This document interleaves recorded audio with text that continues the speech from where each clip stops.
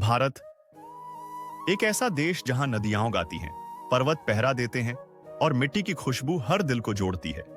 लेकिन इस देश की असली ताकत क्या है? ना तो सिर्फ इसकी धरती, ना ही सिर्फ इसकी इमारतें।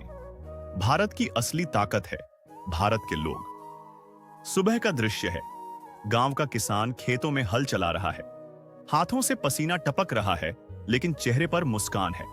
वह कहता है, मेरे पास धन नहीं, लेकिन मेरी मिट्टी ही मेरी सबसे बड़ी दौलत है। उसकी मेहनत से पूरे देश का पेट भरता है। इसी समय देश की सीमा पर एक सैनिक बर्फ से ढकी जमीन पर गश्त कर रहा है। ठंड से उसके हाथ सुन्न हो चुके हैं, लेकिन उसकी निगाहें चौकस हैं। कोई पूछे, इतनी तकलीफ क्यों सहते हो? तो वह मुस्कुराकर जवाब देता है, ताकि मेरे देशवासी चैन की नींद सो सकें। यही उसकी शपथ है। शहर में एक युवा इंजीनियर कंप्यूटर पर बैठा नई तकनीक बना रहा है। पास ही एक डॉक्टर रात भर जागकर मरीजों का इलाज कर रहा है। दोनों के मन में एक ही सपना है, भारत को आगे बढ़ाना। एक और दृश्य, गांव की एक साधारण महिला चूल्हे पर रोटी सेंकते हुए बच्चों को पढ़ा रही है।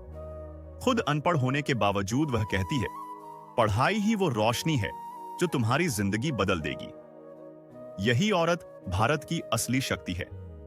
इसी बीच भीड़ भाड़ वाली सड़क पर रिक्शा खींचने वाला, चाय बेचने वाला, बस और ट्रेन में सफर करने वाला आम नागरिक, सब अपने अपने तरीके से इस देश की नींव मजबूत कर रहे हैं।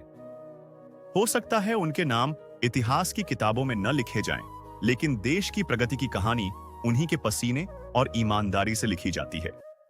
भारत की पहचान ताजमहल या कुतुब मीनार से नहीं, बल्कि उन अनगिनत नागरिकों से है जो अपने अपने काम को ईमानदारी से निभाते हैं। किसान का पसीना, सैनिक का साहस, युवाओं का जोश, महिलाओं की ताकत और आम लोगों की मेहनत, यही सब मिलकर कहते हैं, हम भारत के लोग हैं और भारत हमारी पहचान है। धीरे धीरे वंदे मातरम की धुन बजती है और नैरेशन समाप्त होता है।